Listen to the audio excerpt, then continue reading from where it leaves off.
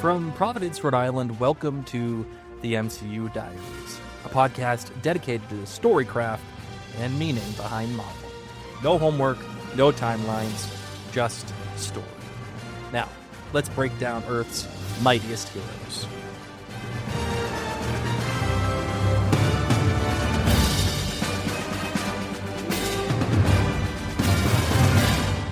Hello, everybody, and welcome back to the MCU Diaries. My name is Blake, and today we are talking about Deadpool and Wolverine. I love, and will always love, this movie. I loved it the first time I saw it, but I actually had a chance to rewatch it recently, and I decided that I was going to look at it more than just the reason why I love it. The fun and the vulgarity and all the stuff. I was going to look at it like a character machine. And when I did that, I loved it even more. Because underneath the blood and the swearing and the cameos and the grave digging and the whole Honda Odyssey assault charge, really, this is actually one of the more meaningful and well-built Marvel films in a long time. And the reason matters. Because this movie should not work this well. Like I said, it is loud. It is vulgar. It is shamelessly nostalgic. It opens by daring you to think it is about to vandalize the ending of one of the better films of the 21st century, Logan. But instead of cheapening that death, it uses that memory as story pressure. It takes the biggest franchise gimmick on the board and roots it in grief, shame, and self-worth. Deadpool and Wolverine ultimately works because it turns multiverse chaos into character pressure, using Wade's false desire to matter, Logan's shame as the necessary opposition, and the Odyssey fight scene as where the performance collapses into truth. Of course, if you want the written version of this essay, it's on maryandblake.com. And if you want the visual cut, as always, that's on YouTube. But if you do want the deeper lab notes, and I do suggest that you give them a look because it really enhances the storytelling devices at play here. You can steal all of them and use them pretty much on any property that you like. Those all live at jointhenerdclan.com. All right, let's get into it. The first tool I want to talk about is John Truby's most basic one. And it actually still might be the most useful. Weakness and need. In The Anatomy of Story, John Truby writes that the hero begins with a weakness, and the need is what he must fulfill in order to live a better life. He also says the plot grows from the unique characters, and that is the cleanest way into this movie. Wade's problem is not that he lacks power. He has more than he can even imagine, more than any of us can imagine. And it's not that he lacks courage, and it's not even that he lacks purpose in the broadest sense. But his real weakness is that he thinks external validation will cure his internal emptiness. In the end, he just wants to matter. But he wants to matter through a single definition. And that is by being chosen. And that's why the Happy Hogan scene at the beginning is so important. Yes, it is a cameo, but it is not a cameo. Really, it's purpose. Wade walks into the Avengers headquarters trying to get into the metaphorical room if you will. Well, technically, even literal room. He wants a badge. He wants the approval. He wants the MCU stamp of legitimacy. And this does work wonders with the fourth wall, too. But on a story level, Happy hears the whole disease in one sentence. Wade says he needs it. Happy tells him the Avengers do what they do because the world needs them. And that isn't just a burn from Happy. That's actually the story defining Wade's moral and psychological weakness right there in public, right there for you to see and for him to stare at. He doesn't serve because people need him. He wants to serve because being needed might prove that he is worth something. And that is Truby, right? What we talked about earlier. John Truby, from the beginning, right there, that is the all over this movie. Weakness, need, desire. The weakness is Wade's insecure hunger for validation. The need is to stop confusing importance with worth, and the desire is much shinier. Save his world. Join the bigger story. Keep his people alive. Get picked. Get promoted. Get canonized. But this is also why Paradox works so well early on. He is the tempter who weaponizes Wade's false desire. He offers him the fantasy version of himself, the chosen one, the sacred one, the guy who finally gets to stop being the weird cousin at the kids' table and be able to get to sit with the grown-ups. He is, yes, Marvel Jesus. And while that is a very funny line, it's also Wade verbalizing the lie he needs to believe. Now, Truby also says the best opponent is the one most able to attack the hero's great weakness. And that is where this movie gets smarter than it first appears, because the real opponent is not just Paradox or Cassandra or the TVA. The necessary opponent in this instance is Logan. He's not a villain, no. But he is the ally who can attack Wade at the exact depth that the story requires to succeed. And that takes us to tool number 2, the shame mirror. Wade goes hunting for Wolverine like a man looking for a better script. He thinks the right icon will fix the problem. He thinks the right imported legend will stabilize the movie and, more importantly, stabilize him. And that is why the montage of all the alternate Wolverines works structurally. It is Wade searching for a symbol strong enough to carry the emotional weight he cannot carry himself. Plus, it's also a great excuse to see Henry Cavill as Wolverine. Just saying. But the story refuses to let Wade win this easily. It hands him the worst Wolverine possible. And that is not random at all. It is very much the purpose. That is by design. Wade wants a legend. Yet, he gets the opposite, a wound. And that wounded Logan is the perfect opponent because he attacks Wade's greatest weakness by embodying the opposite version of the same damage. Wade performs his insecurity. Logan buries his. Wade talks too much because silence might expose his ache. Logan drinks because speech might expose his ache. Wade wants the universe to tell him he matters, and Logan has already decided he does not. And that is what Truby means when he talks about the opponent as a kind of double for the hero. Logan is not a random partner.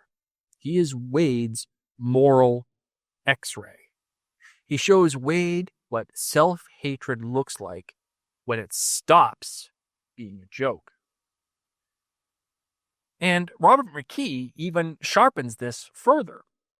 In story, McKee says a protagonist and his story can be only as intellectually fascinating and emotionally compelling as the forces of antagonism make them. And that is exactly why Logan is such a strong choice here. If Wade gets paired with a clean, noble, fully assembled hero, the movie has nowhere to go. He stays annoying and the film stays glib. But if you pair him with a man whose whole soul is built around failure and shame, then every joke starts rubbing against something very sharp. And that's why Logan's prior death matters so much, because the movie is playing with live ammo there. Logan had one of the most meaningful deaths Marvel has ever put on screen. It was final. It was quiet. Very much earned. So the danger in bringing Wolverine back is obvious. You could turn a sacred ending into franchise residue. You could make death feel reversible and therefore cheap. But the film avoids that trap because it does not undo Logan. It uses the memory of Logan, the movie, as the thematic pressure. It makes the audience carry that death into the room very purposefully. It makes Wade carry it very purposefully. It makes the whole movie ask whether the symbol can still mean something after death, after shame, after failure, after corporate resurrection, even. And that is the real craft move. It turns audience memory into story pressure. And then the movie lands its centerpiece. The Odyssey fight. The Honda Odyssey fight is very much the hinge upon which this whole movie balances. This is the scene where the film stops showing off and starts confessing. All right, what I'm going to do is I'm actually going to play it for you here. Because no matter what I do to describe it, it will not do it justice. So, take a listen. If they could fix your world, what's the first thing you're gonna do when you get out of here? Some rubbing alcohol shots? Maybe a wiper fluid chaser? What did you say? So when you get back, what's the first thing you're gonna do? No, before that. If they can fix your world? What do you mean, if? I mean... You lied to me. You don't have a fucking clue if they can help me fix things, do you? No, I mean... No! Fuck! I didn't lie! You lied! No, I made an educated wish! Because I need you. This is why. Right here. Because if we don't do something, they die. I don't know anything about saving worlds. And why would I even care? Because my entire world is right here in this picture. It's only 9 people, and I have no idea how to save it alone. I know how to fuck people up for money, but you know how to save them. At least the other Wolverine did. I guess I'm stuck with the worst one. Did you say you made an educated fucking wish? They call me the Merc with the Mouth. They don't call me Truthful Timmy, the blowjob queen of Saskatoon. One more word. Please give me one. Gubernatorial. You know what? You're a fucking joke. No wonder the Avengers didn't take you, or the X-Men, and they'll take fucking anyone. I mean, you are a ridiculous, immature, half-wit moron. I have never met a sadder, more attention-starved, jabbering little prick in my entire life, and that says a lot, because I've been alive for more than 200 fucking years. And I'll tell you, that bald chick was right about one thing. You will never save the world. You couldn't even save a relationship with a goddamn stripper. And motherfucker, I wish I could say you die alone, but it's one of God's best jokes that you can't die, except it's on all of us. Well, you got nothing to say, mouth?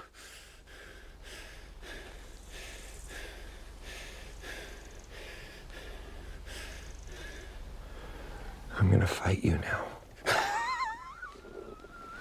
Oh, are you? So, Truby says a scene is a mini story built around desire, opposition, plan, and a turn. McKee says scenes work by turning value. That Honda Odyssey scene does both at once.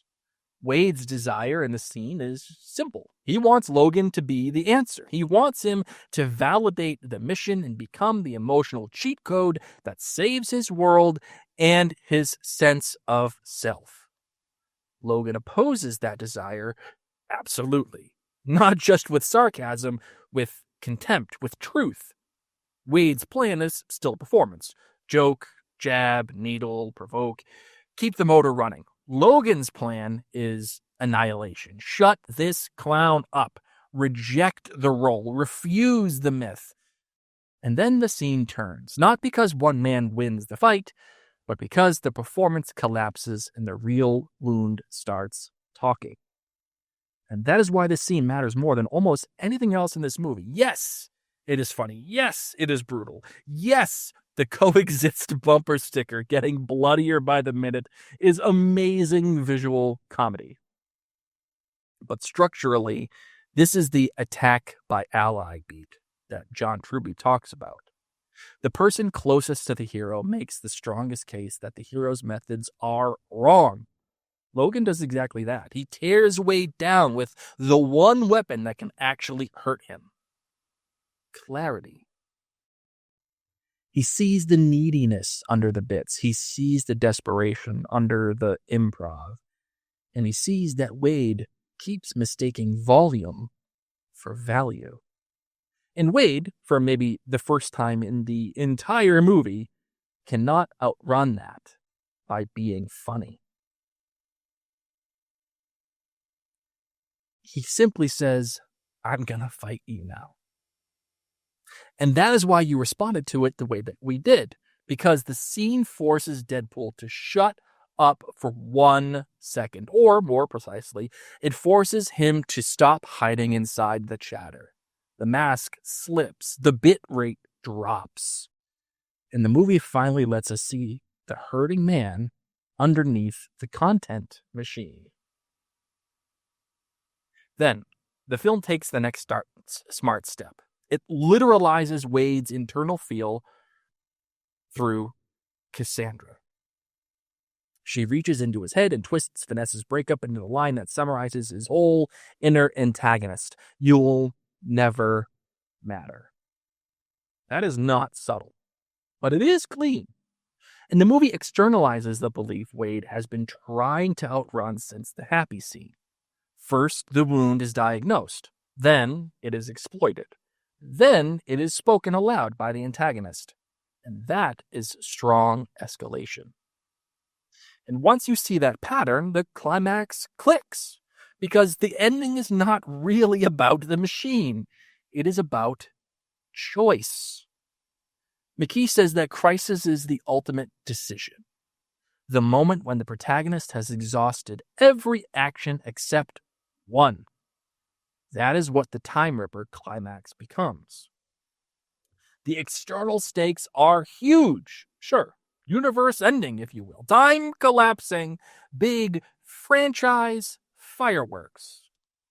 But the emotional crisis is much smaller and much better. Why is Wade doing this? Is he still trying to matter because he needs the cosign? Or can he finally act because others need him? And the movie answers that quite directly. Wade makes the sacrifice play not because he needs it, but because they need him. That is the payoff to Happy Hogan's line. That is the moral decision. That is Wade's need finally catching up to his desire. He begins the movie wanting to be selected. He ends it choosing service. That is character change. And Logan's choice runs in parallel. He begins as a man who thinks the symbol is dead because he failed it. He ends by stepping back into responsibility anyway. The suit works at the end for the same reason Wade's sacrifice works. It is no longer cosplay. It is character. The symbol means something again because the man inside it has made a choice under pressure. That is also why the movie feels more meaningful than its exterior suggests. Its moral argument is actually pretty clean. A life built around being chosen will always feel unstable. A life being built around service can survive shame. That is what the battle proves. And that is very John Truby. He says the moral argument lands through how the hero pursues the goal, what he learns, and the final moral decision that proves the self-revelation. And that is really this movie in a nutshell. Wade's methods begin in vanity and desperation. The story punishes those methods, and Logan attacks them. Cassandra weaponizes the fear underneath them. And the climax forces Wade to choose the better value. And really, when it comes down to it, that's why I loved Deadpool and Wolverine. Not because it's secretly restrained. It's not restrained at all, ever, at any point. Not because it's mechanically perfect. It isn't, at all. I loved it because it understands that chaos only works when something human is pinned underneath it. It knows the multiverse is not interesting as architecture. It becomes interesting when it pressures a wound. It knows Wolverine's death is not a toy, it's emotional debt. And it knows that the Honda Odyssey scene is the center of the movie because that is where the noise finally gives way to truth. So, how does this move us toward Doomsday? It's that the film proves multiverse storytelling can still work when it is built around weakness, need, antagonism, and moral choice. What does not move us toward Doomsday is the lazy lesson that cameos are enough. And it's not to say that this film treats it that way. But cameos are not enough. The movie earns its pops because the character engine underneath them is doing the real work. The question at the start of this was whether Deadpool and Wolverine can make all the multiverse machinery matter. And that answer is very much yes, because the film obeys old story laws inside very new franchise nonsense. It starts with Wade's weakness in the Happy Hogan scene. It puts Logan in front of him as the necessary opponent ally who attacks that weakness. And it turns the Odyssey fight scene into the scene where performance dies and revelation begins. And it ends with Wade proving, through action, that he finally understands the difference between being chosen and being needed. Character pressure. And that right there is the transferable lesson. Big engines do not create meaning. Pressure on weakness does. Next time you watch anything, Marvel or not, track how the story attacks the hero's weakness. Pressure on weakness always reveals character. And character, not spectacle, is what makes a story stick.